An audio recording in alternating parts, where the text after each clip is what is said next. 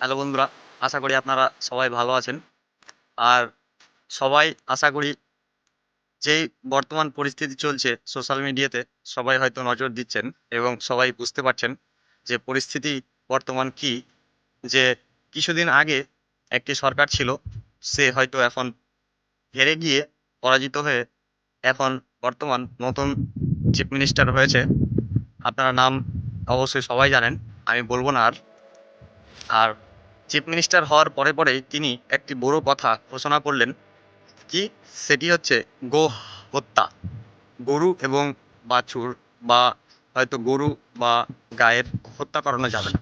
যদি গরু বা কোনো গায়ের হত্যা করে কেউ, তবে কিন্তু খুব একটি তার জন্য ভালো দিক না, বা তার জন্য কিন্তু খুব ভালো একটি সময় না।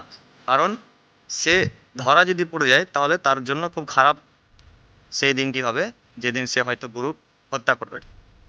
এছাড়া আমি বলতে চাইছি যে কিছুদিন পরেই সামনেই আসছে কুরবানির ঈদ।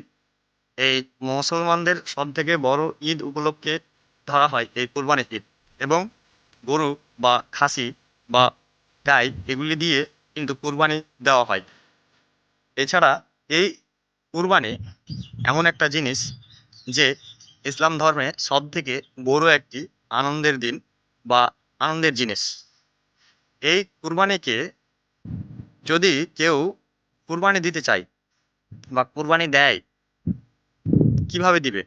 এছাড়া সরকার যেহেতু বলেই দিয়েছে যে গরু বা গাই কাটানো যাবে না বা হত্যা করানো যাবে না, বা গরু বা গায়ের পাচার করানো চলবে না।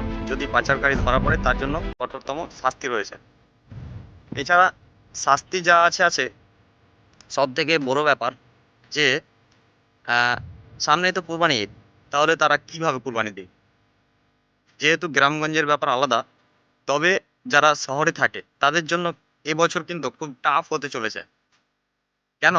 যে তাদেরকে অ্যাকচুয়াল খাসি বা ভেড়ি, সরি ভেড়ি দেয় কিনা আমি বলতে পারলাম না, কিন্তু খাসি দেয় এটা জানা আছে।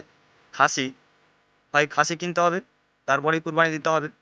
আর নইলে তারা তো গরু কিনতে পারছে না, কারণ ধরা পড়লেই মুশকিল আছে। আর বাজারে আরেকটি নিয়ম লাগু করছে সরকার, যে যদি লাইসেন্স প্রাপ্ত হয়, যিনি ব্যবসায়িক, তার যদি লাইসেন্স থাকে তবেই সে গরু বিক্রি করতে পারবে। লাইসেন্স ছাড়া কিন্তু গরু বিক্রি করানো যাবে না।